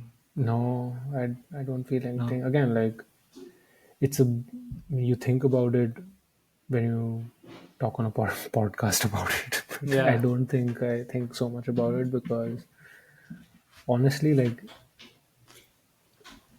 I feel life here is already pretty much all consuming and Hmm. it's busy and it's like Hmm. from one thing to the next. So I Hmm. don't have a lot of time to reflect too much on others as much. It sounds Hmm. quite selfish, which probably is, but again, not having that information to process externally Yeah. also makes a difference, right? Because you're not Yeah. thinking about other people as much because you don't know what they're up to. And then three Yeah. months down the line, you talk to them and you're like, okay, nice, cool, awesome. Hmm. Then let's, oh shit, I have a match to watch. Bye. So it's kind of that, really. Yeah. That's it. Okay. Let's talk a little bit about Revolut. You left Pay in 2021. You joined Revolut. I'm a happy customer. Are you? What made you? Yeah, I am. It doesn't give me credit card points, but when I travel, it is my card of choice. No, Um, use it on a daily basis also. Please don't just use that as a card of no, choice when you travel. Singapore. like Singapore banks have created such a strong system to incentivize you to spend on their cards. Um, Whether it be Hmm. points, whether it be like, Singapore, I can earn almost 5% interest rate on my SGD deposits if I spend on my Singapore whatever card, my bank card, and I'm just 5% like, interest rate on, what do you mean? so the I don't know what it like the money I have in my bank account Hmm. earns me That, some interest, right? hmm. The standard interest rate in Singapore is like 0.05%. Basically, Okay. it pays you nothing. But if you do a few things like you credit your salary to an account and you spend some money on your bank card, you can actually earn up to 5% interest, which is, in Hmm. my mind blowing. 5% interest on Singapore deposit, crazy. So that's the main reason I don't use my Revolut. You don't have a very high standard for crazy. What interest rate are you going to get on like US dollar or Singapore dollars? Yeah, I get 4% with Revolut. 4% on Revolut for Default GBP. GBP daily I mean, interest. if Revolut gave me 4% on SGD, I would take it. They don't. At least in Singapore, Okay, they don't, let me because see they're what not a I can bank. do about that. Let But me anyway, talk I to think the it's a great people. product, and I think it will get better over time. What made you decide to join Revolut of everything else? It was a big decision, taking the leap of Bain. You get to do that once in your career. Leave the prestigious consulting firm to join the industry. What made you decide Revolut? Leave the tower of power. The tower of At the pinnacle of insight and strategy. And CXOs. CXO value proposition. No, so I think so. What made me want to move? I think it was pretty clear. It was just like this feeling of spending too many years at one organization. Yeah. N- and as I told you in the earlier example, right, on that whole making making something out of nothing kind of thinking, and I was starting to it was starting to creep into me a little bit, in the sense that it didn't feel like it was something that I was one good at all, or gave me any energy or any satisfaction. Hmm. So it started becoming Bain started becoming for me a place where I was doing something that I didn't feel I was good at all, Hmm. and I was just not satisfied with what it was, because to me it felt like meetings, and I'm preparing for a meeting and I have to just talk nice and talk smooth and make a compelling point, very often which is based on nothing. So I was like, I can't do this anymore. And a lot of people, again, really good at it, really Hmm. good, credit to them. But it was just not me. I used to see my manager like on these client calls, and I was like, bro, I know you don't know what you're saying, Hmm. but because you're projecting so much confidence in what you're saying, people are like, yeah, this is a good use of my time to listen to Hmm. you. I was like, I can't do this. And then Revolut came along just because I was just exploring opportunities, Hmm. and I was just doing trying to get multiple interviews and stuff. But the focus was London. So Hmm. again, location, language, sponsorship, and Hmm. something exciting, right? And I felt like being at Bain for so many years and doing non-tech industry related work was was making me feel like a dinosaur a little bit. I was like, okay, Hmm. I need to jump onto something that is fast paced, startup-y, not Hmm. startup, because that's a risk that is too much. Again, I'm Hmm. my tendency is to be a little risk averse. I was like, too small, they anyway won't sponsor and most likely won't. Hmm. But also, risk is too much. There's too much Hmm. riding on that. I can't take that Hmm. degree of risk without a visa sponsorship, Yeah. right? If the company goes belly up, then you have to leave, right? So, Yeah. or you have to find another place, whatever. So it kind of met that profile of tech company growing fast. I was as you said, right? Like I was using Revolut every time I travel, and I was like, this is great. This is so much cheaper. Hmm. This works. This is all an app. They send everything to you. There's no branch. There's nothing. There's no frills. It works, right? So I was a fan of the product. Used it through INSEAD the entire year. Met the size. whatever filter. Mm. It was techy enough. It had a bit of a market reputation of being a tough place to work. Yeah. But then honestly, I was like, how do you can't get everything, right? Mm. Everything that you transition into in life or do, it's not never going to tick every box. It's going to tick Mm. 7 out of 10, maybe 8 out of 10 on a good day. But then there's going to be some risks that you got to take. Mm. So I was like, let's do it. And it was an ops role. It felt like, okay, the person who interviewed me thought I was good enough for the role. So I was like, let's Mm. do it because you don't get another chance. And they actually moved super fast compared to the other processes. And that impressed me a little bit because I was like, I haven't transitioned from my first interview at another role to my Mm. second interview. And within that time frame, Revolut came in, did the entire process, and had the offer on the table. Right? I was like, I don't want to pass up on this opportunity, Mm. thinking on the assumption that something else might work out. And I Mm. was basically like hating is maybe a little strong, but like I was not enjoying the life in Amsterdam and I was not enjoying the work in Amsterdam. I was like, this is a Mm. break. This is a great time to do it. Let's do it. Mm. Mm. And then it actually like sped up personal timelines as well because like Shivani and my plan was, yeah, sometime from end Mm. 21 to early 22 you plan to move there, and it just happened mid 21 and we were like, Mm. you know what, let's just do it, make it Mm. happen. So it happened. And yeah, I'm generally still very bullish on the company. It's Mm. grown a lot in size, Yeah. in customers. It's a good product. I truly believe in the product. Mm. And I started doing work which is a bit more over the last year or so. I've been doing work which is a little more, I mean, for lack of a better phrase, it's risk oriented. Mm. Just like de-risking our product from all dimensions, Mm. which almost feels like a weird suitability match, wherein like, okay, I'm risk averse as a person Yeah. in a high risk place, but my mandate is to de-risk us. Mm. Sounds Seems like, like a good fit. yeah, seems like a good fit. So my manager proposed it to me as like from an ops, pure kind of Yeah. ops transition to like want to do risk as well. I was like, yeah, let's do it. So I've been doing that, and I enjoy it. Again, I think the work has enough to keep me like quite excited when Mm. I'm working. Mm. But then I can be candid in saying I do not work 75 hours a week. Mm. A lot of people at W do, but they're in a slightly different role, right? They're Mm. product owners who have to deliver something great every week, right? Mm. Do I have to deliver something great every week? No, I have to make sure that things don't fall apart every week, Mm. which is a more measured kind of outcome. Mm. So it's good.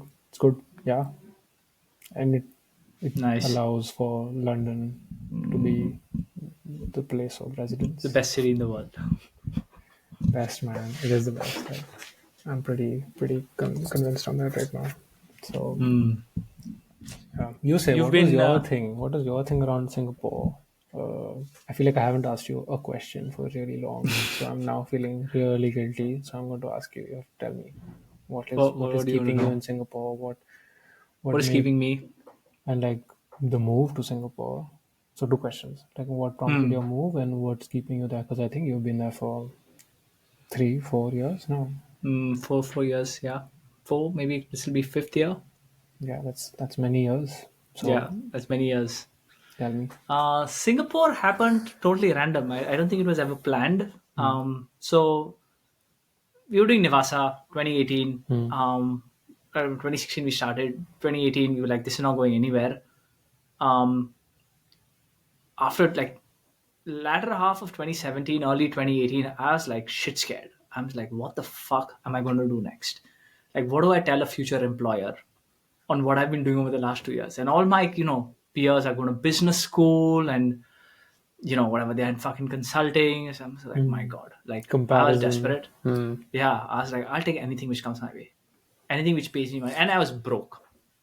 The good life was way, way, way, way, way many years ago. Mm. Um, The so BCC I6B the BCC life. good life. Mm. So I remember this one random day we were sitting on the terrace.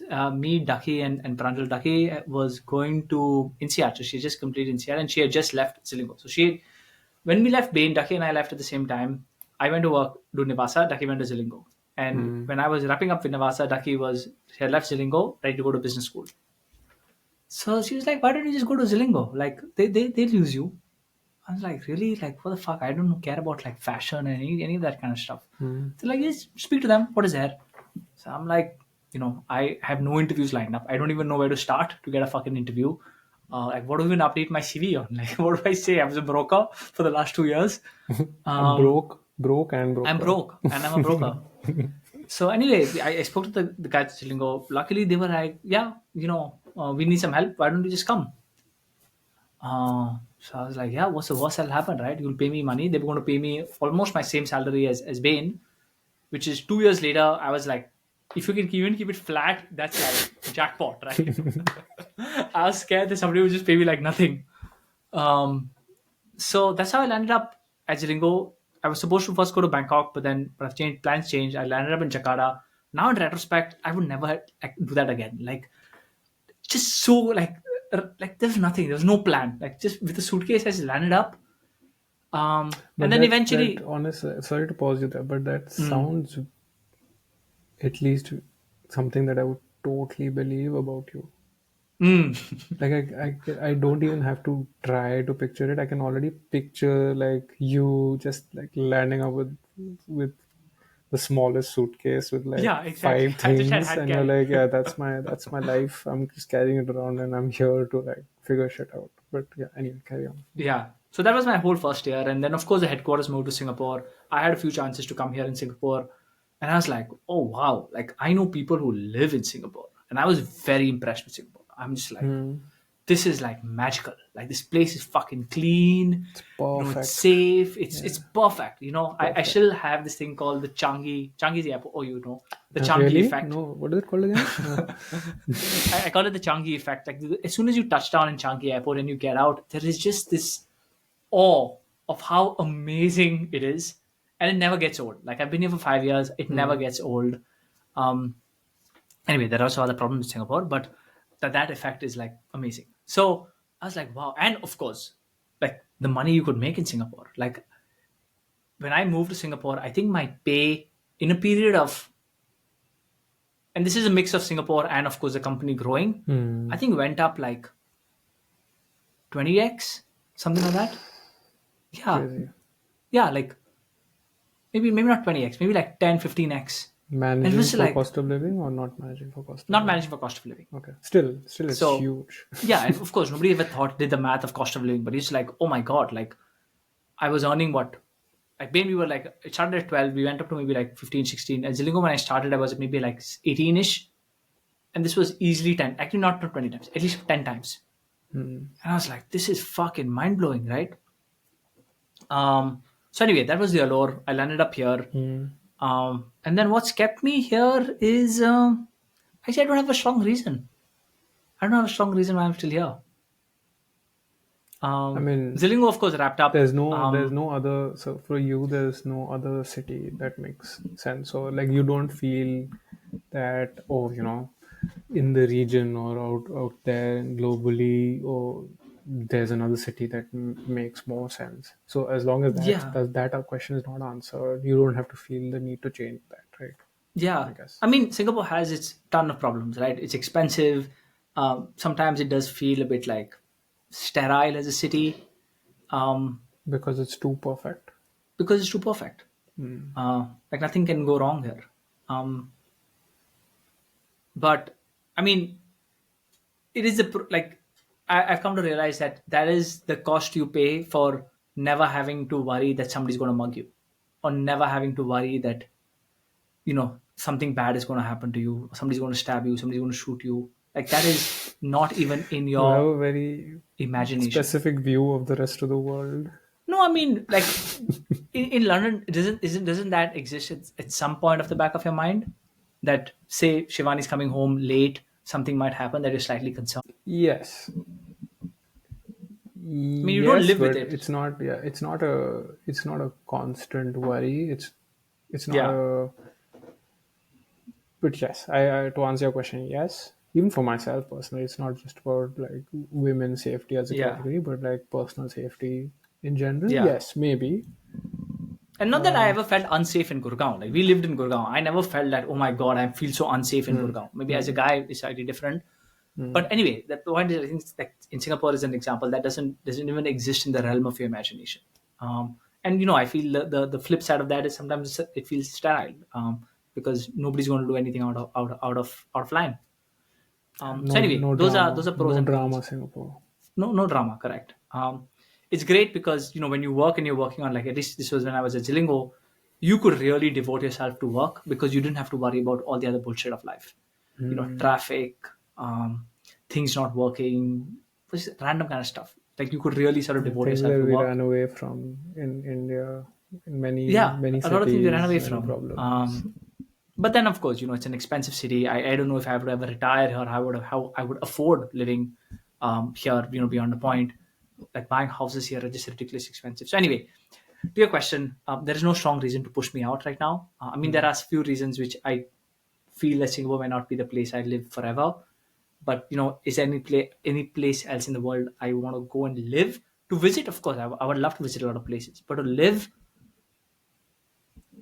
no, nothing really pops off the page right now.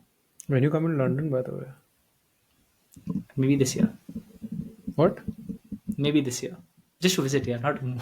I know, thank Yeah, you. yeah. I know you're Maybe this not year. moving with your five t-shirts to London, Yeah, but yeah, okay, this year. I've cool. never been to London, and I've Gotta heard. come. So if there's one place in the world that maybe sometimes I humor the thought is probably London, I mean, I know you because had like in the early 2010s, you had that US bug for a bit.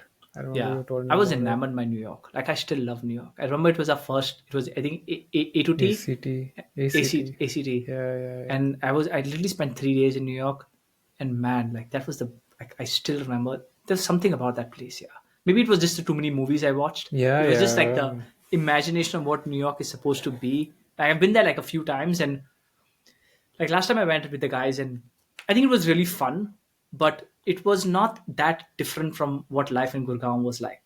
Like you would still hang out with the same sort of desi crowd, Hmm. uh, and you did similar kind of stuff, but it was not the New York I watched in the movies, right? But yet, Yeah. you watch so much of YouTube, you watch all of this, but New York yeah, has this allure from pop culture. Like it's correct. So it was probably a such lot of a that. strong influence that I mean, even London to some extent over the years has built like that. Even through Desi movies, bro. Like Yeah, there, what K3G is basically London. yeah, Even Dilwale Dulhania DDLJ is also London based, whatever. So I think that seed was there in our minds for many years, and now it's kind yeah. of like no, but for sure. Come to London, show you around. It's going to be Yeah. awesome. So Uh, yeah, if I think there's one place which maybe obviously comparable would probably be London, but I feel that there's also a chance I end up in, I don't know, Lisbon, Barcelona. It'd be pretty cool hey, to wait, live you in have those the places. Portuguese visa now? Yeah, Bro, killing it, bro. This no, is nothing to be sick. proud of. There's nothing I'm protecting. But anyway, let us move on. Yes.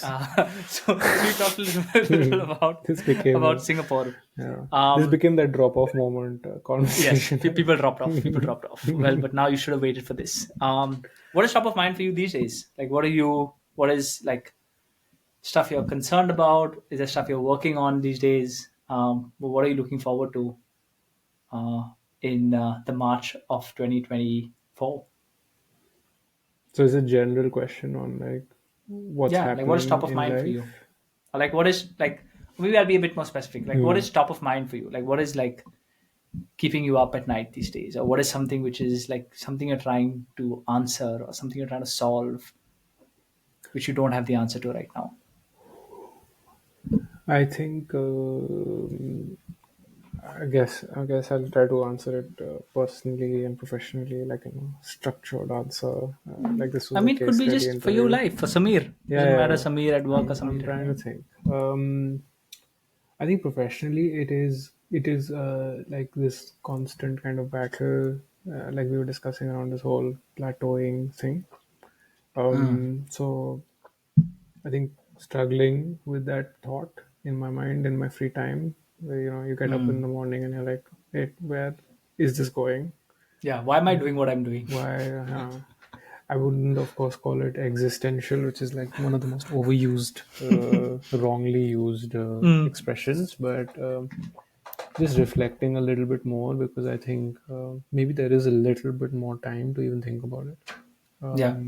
And coming from consulting where every 6 months you know exactly where you want to get to at the end of Yeah. these 6 months and you work towards it. It's not that easy at all roles in Mm. other companies. Again, even Revolut does a pretty good job, I would say, in kind of charting out that plan or path for you. But it's pretty busy on the top here, Mm. right? Like in Bain, you can become a partner because the company is like growing at that level, Mm. like that team. It's like building blocks kind of growth. Mm-hmm. Here, it's like okay, there's only one CEO and there's only one Correct.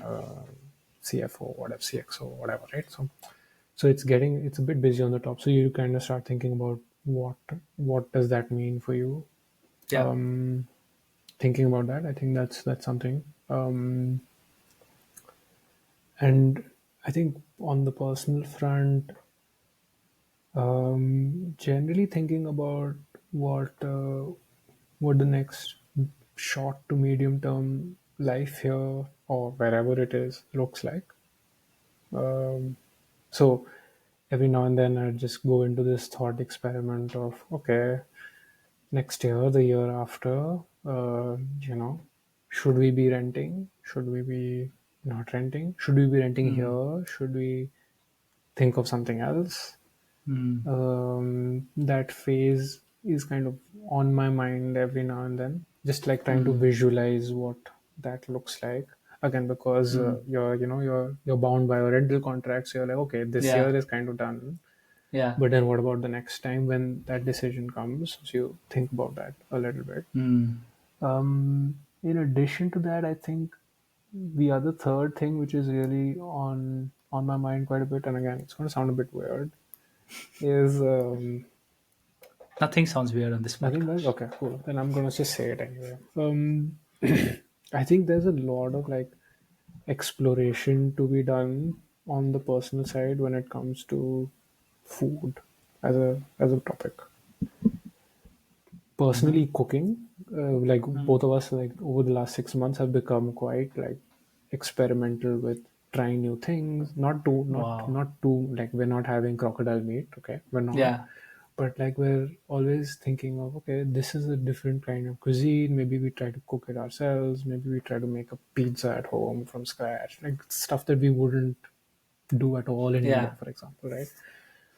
So always keeping it that like a bit top of mind on what to explore cooking next. We do that quite a bit, but then Mm. also on what to explore in London next. Being here 2 years, I always feel like there's just so much more to do, and there's so many Yeah. more things to still do. Everyone is giving you a recommendation on like, oh, have you been here? Have you been there? Have you been this? Have you tried this? Have you tried this new thing? Have you tried that new thing? Mm. So I find that quite exciting. But then also like outskirts of London, like where do Mm. London's lines really draw themselves, right? Yeah.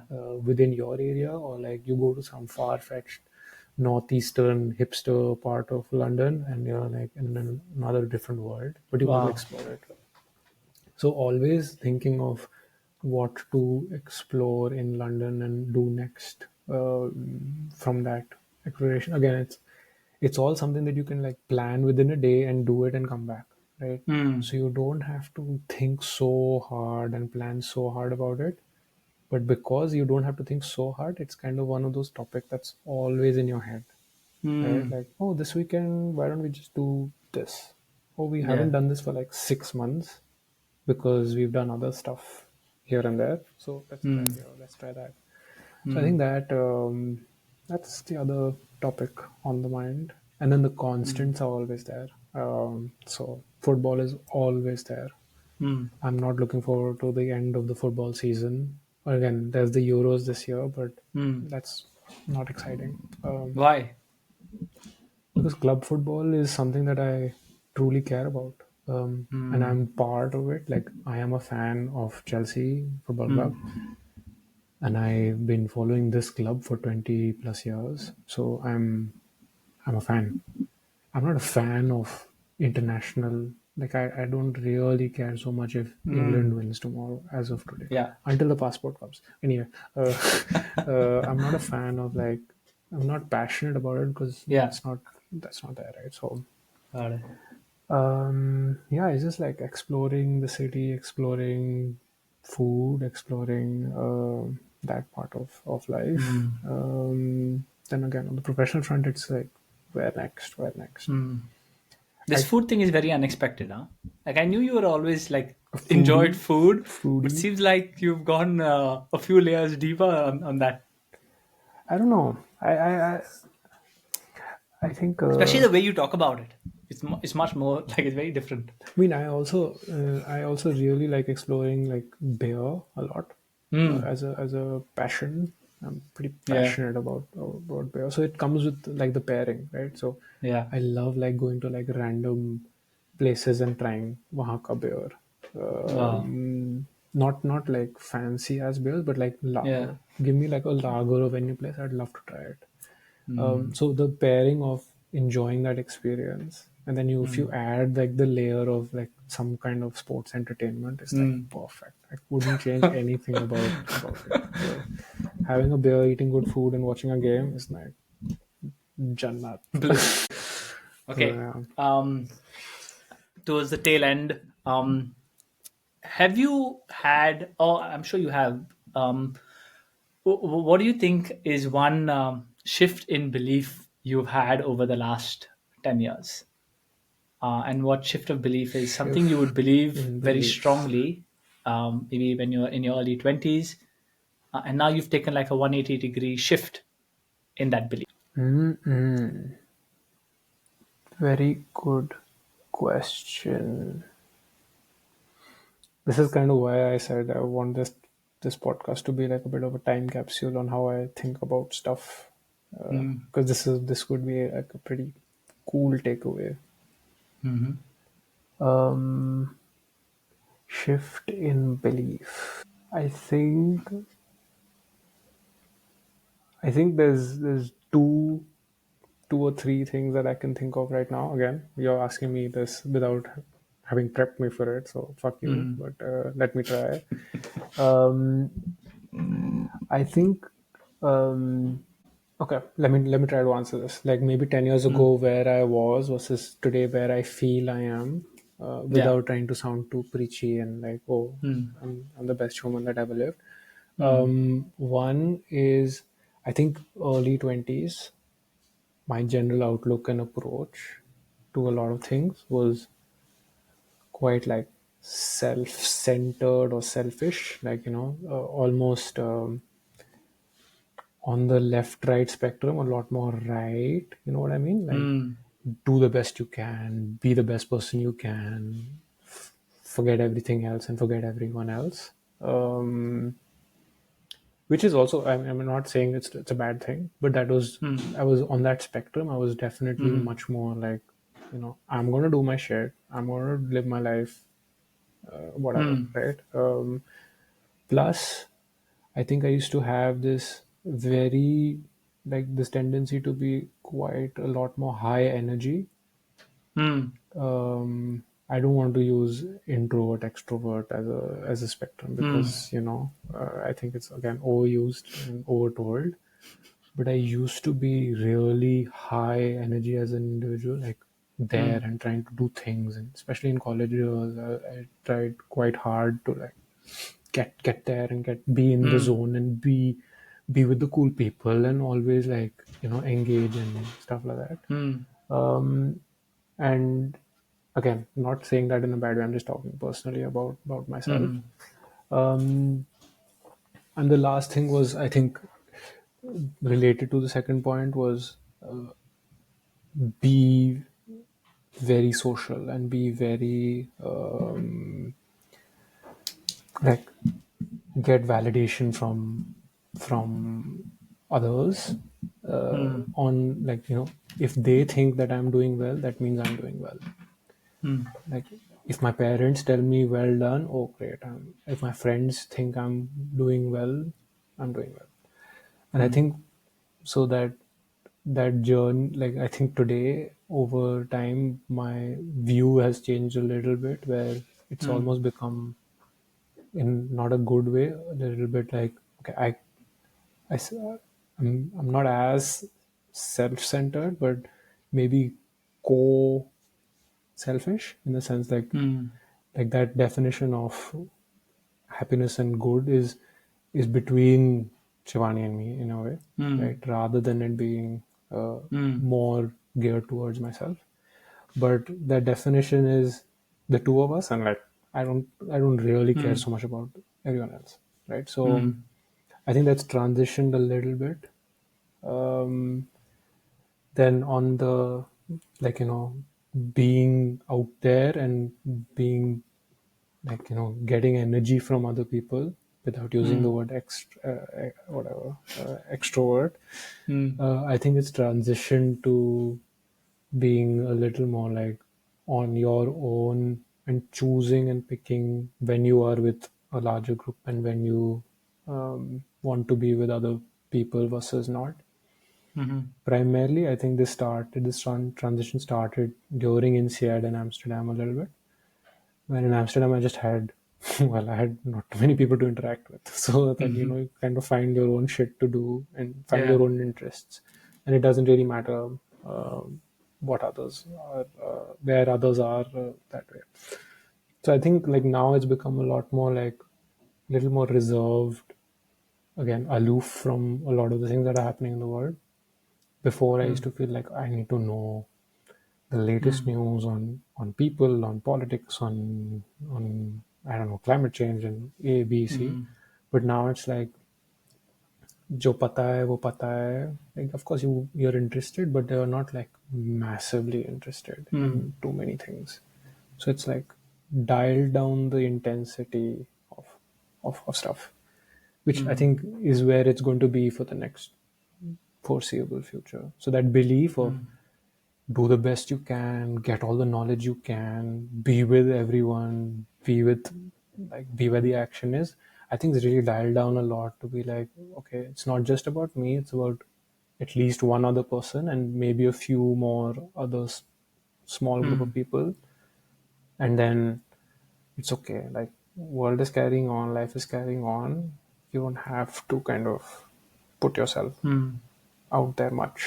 Uh, don't feel that pressurized, really. Do your own thing. That's kind of where I've transitioned.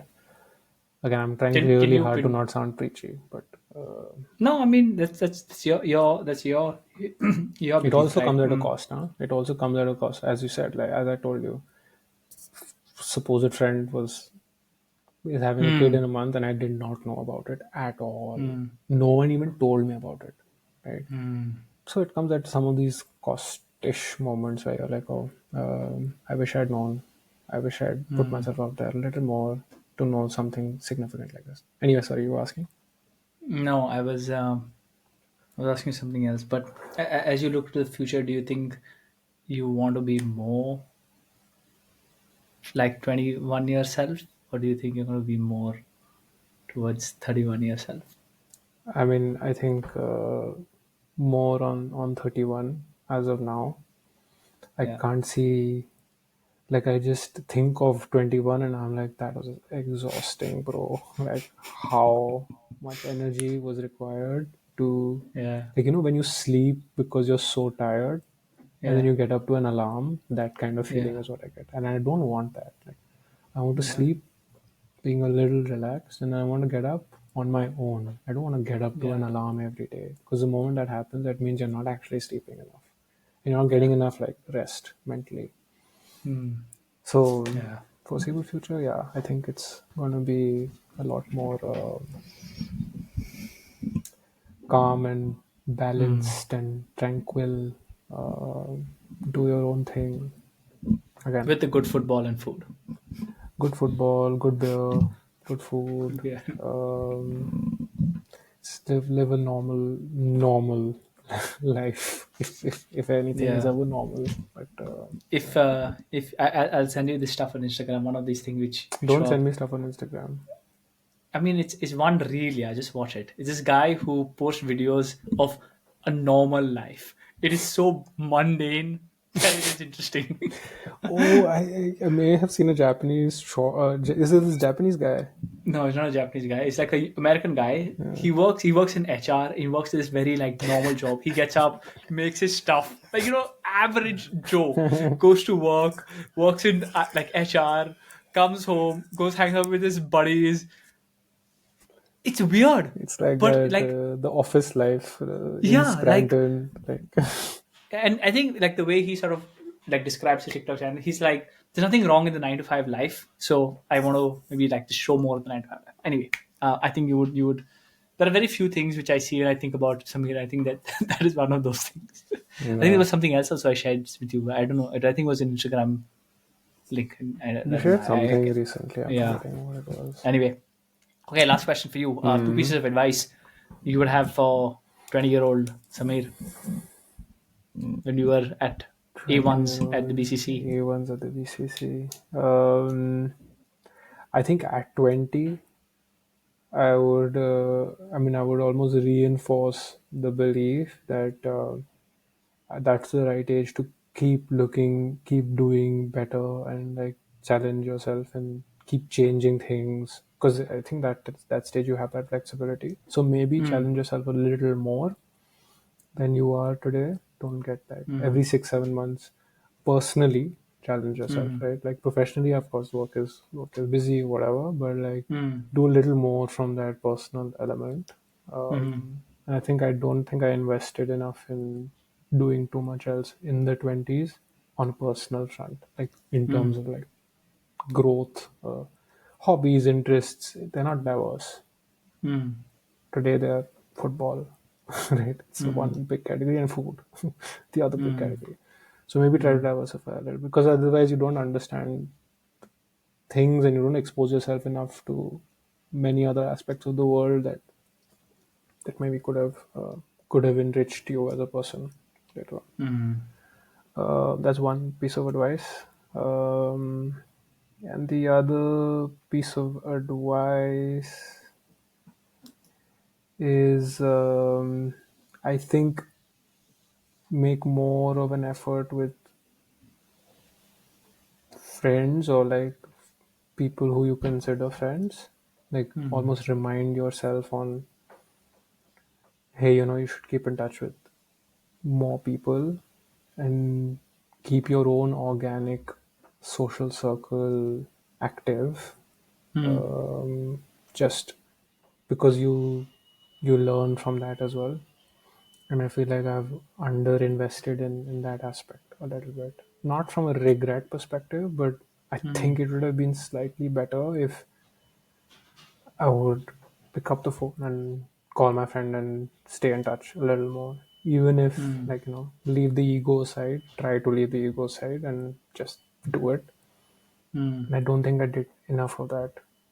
mm, Like school friends, college friends, BCG friends, you, like, that kind of circle. Like, you built a circle of really good people and great, great network. mm, But I feel like it's a bit underutilized in terms mm, of what it could mean for you personally, professionally, whatever. You could learn something mm, new. mm. Maybe Okay, that's that's my. good advice. What are your? Do you ask this question in every podcast? Yeah, Okay, so you every already podcast. answered this question on another podcast, or has no one ever Uh, fucking asked you this yes, question? I think I have answered this question. What's the 30-second version of it?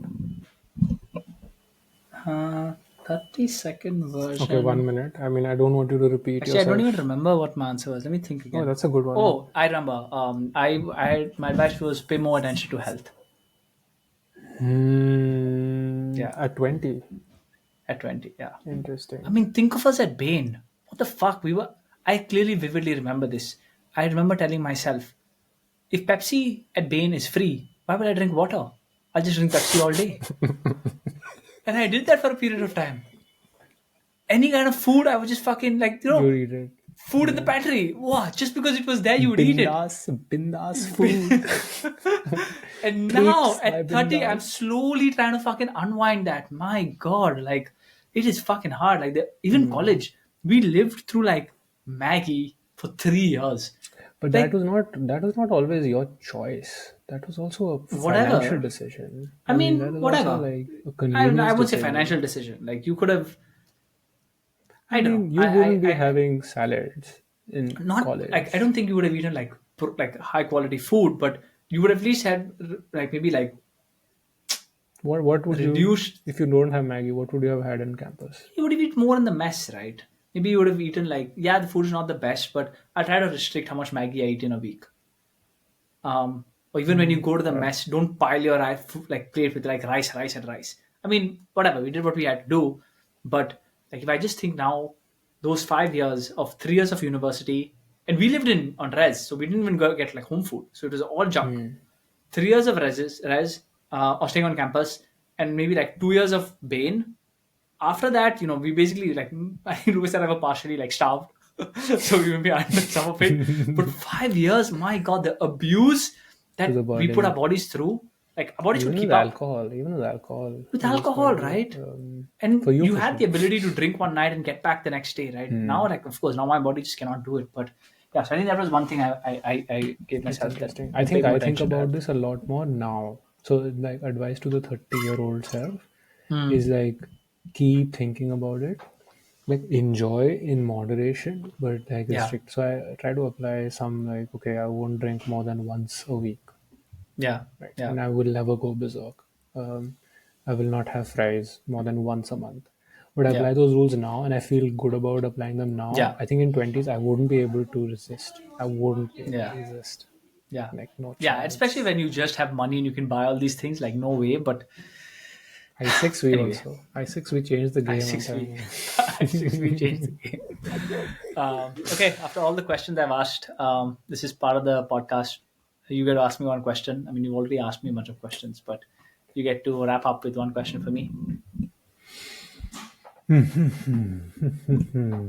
um, Question for you. Okay, we're on the clock, so I'm gonna try to ask a quick question.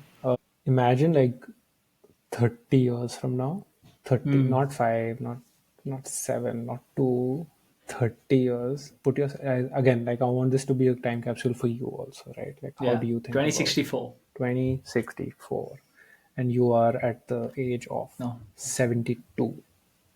Yeah. 72, No. 90, 62. Sorry. 64. How can 2054. you be 72? 1992 born. Yeah. Yeah. Yeah. Okay. Sorry, but 30 years from now will be 2054, not 64. What am We're I? 2024, right? Sorry. 30 years from now. So Yeah. I got distracted by the year. Yeah. So I'm going to defend myself with that year comment of yours. Yes. Okay. Um, Anyway, 20, yeah, 30 years from now. yeah, right. Like you get up on a Wednesday morning specifically, not a weekend morning, but a Wednesday morning. Yeah. What do you see around yourself? Like what does 9 a.m. on a Wednesday morning look like for you as of today? Think about it. Like Wow. give it like 30 seconds. Like okay, close your eyes and think. Okay, What a good you're question. like 60 plus. It's a Wednesday. You've gotten out of bed. You've brushed your teeth and like getting started with the day. What does that scene look like, and what does your day look like? What would you want it to look like? Where are you? Who's around you? Wow. I feel like I'm in therapy all of a sudden. Yeah. Not therapy. I'm just trying to answer because I think about this every now and Yeah. then. But I want to know how another person thinks because I don't ask this question to people because they'll be like, "What a weird person." Yeah. But it's a podcast, so I can ask you this question. What an average day would look like. Actually, Wednesday morning, not an I've average written day. this down. Yeah. Like I mean, what you're saying within Wednesdays, what like a normal day would look like, right? Okay. Um, But yeah, I have written this down. What a normal. I don't think I called it a normal day, but what an ideal day I would like to be. And I've sort of literally like written down. This is what I get up, and this is what I would do, and this is that. I will send that to you. But where am I? I do not know, man. I do not know where am I. I mean, there must be some like innate thought that comes in your mind when I There is ask you a this romantic question. version of me, which, or like a romantic side of me thinks of, and yeah, maybe 60-year old. I wake up. I'm probably somewhere. I'm in a house which has, in the movies you've seen where there's a forest in the backyard. Hmm. Like there is nothing behind the house. Yeah, yeah, yeah. I'm probably in that kind of a house where there is just nothing behind the backyard. Like Hmm. there's either a forest or there's like a river 2 miles out. Am I? Of course, hopefully, I'm with my partner. Um, are there Companion. kids around? You don't know. I don't know. Yeah, yeah. It's I don't fair. know You yet. don't know. You don't. I mean, there are a lot of question marks. But what are the things that you Yeah, I mean, feel do are a I bit more? strongly want it? Maybe I don't know. I'm still sort of undecided on that. Hmm. Yeah, I mean that's Are it. Like, you are you like on your phone? Are you oh, drinking a I'm not on my coffee? phone. Are you reading the paper? Are you working? Are you No. Oh, okay, okay, okay, exercising? What okay. are you doing? Oh, got it. Oh yeah, I wake up. I'm not on my phone. I'm probably 5 hours away from touching my phone. I will. I get up. I will have a shower, whatever. I will meditate. I'll probably meditate an hour. That's interesting. I'll I didn't know that. I didn't expect that. yeah, yeah. I'll meditate an hour. I'll probably go work out with a trainer. There will be a trainer who comes and makes me work out. Because no way, fuck. I think I'm going to be working out by myself. I Hmm. just don't have it in me. Um, and then yeah, I will probably read. Like I will read for like some time, and most of my morning will just be on that. Do you And think then you'll maybe be working at that no, age? I will not be working. No. No, I mean Are the you first sure? half of my day I will not be I mean, are working. you Yeah, so I very sure mean about it, or you're like, I will I don't I know. will be work. I will be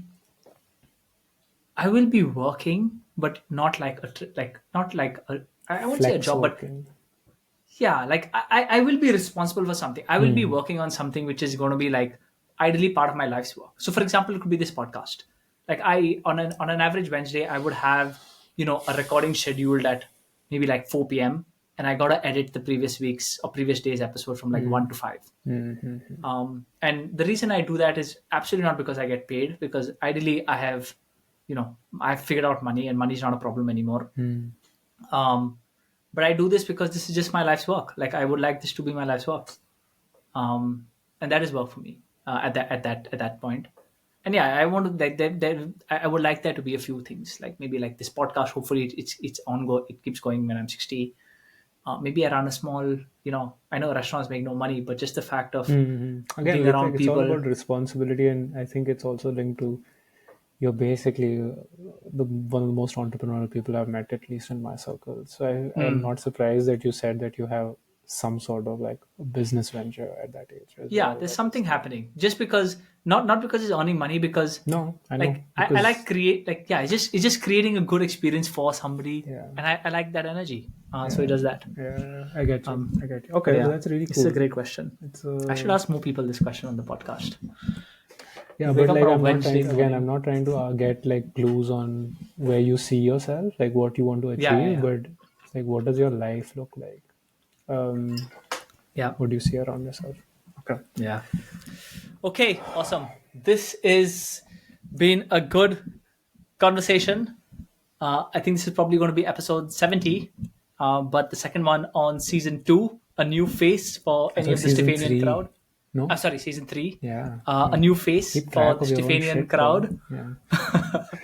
But if people want to keep up and yeah, like get in touch, not get in touch, but just like follow what you're up to. You're not on social. How is the best way for people to do that? Like, how do they reach you if they haven't spoken to you for like years and they're like, fuck, I enjoyed this conversation. I want to catch up with Samir. How do they do that? I mean, I guess they probably have my number. If they don't and they are still keen to chat, LinkedIn, Okay. LinkedIn, and then So message, and then I will respond. I respond to Okay. LinkedIn messages. It's nicely Okay. worded. Nicely But worded. yeah. Or get Okay. in touch with Reuben, and then he'd put you in touch with No, me. please don't get in touch with me. If you really like the episode, you can send me a message that you enjoyed it. But I'll leave Samir's LinkedIn in the show Oh notes, no! and you can reach Oh out to no! him No! there. I hope you share this, by the way. Like all Yeah. people who would like to listen to this are not followers of Ruin's podcast. They will probably be following you in some shape or form. So please Yeah. put this Yeah. out there. So Okay. all these Good. people you've lost in Good touch with, shout. maybe this is a way for them to just check Lost in in and see touch. what you've been Okay. up to. Okay. I will think about Or this. even if not, you can think about it. Okay. And with that, I think we shall wrap up. Sami, thanks again for doing this. I know we've No, been at it for two thanks for hours. inviting me. Honestly, this is awesome. This And is really good. Totally worth yeah, getting up on a Saturday morning for totally worth 2 hours 2 hours of my precious time. of No, your but precious time. this is awesome. Thanks for doing this. Thanks for inviting me. And hello to the listeners, Hello to the or listeners. whatever. I Okay. don't know what people say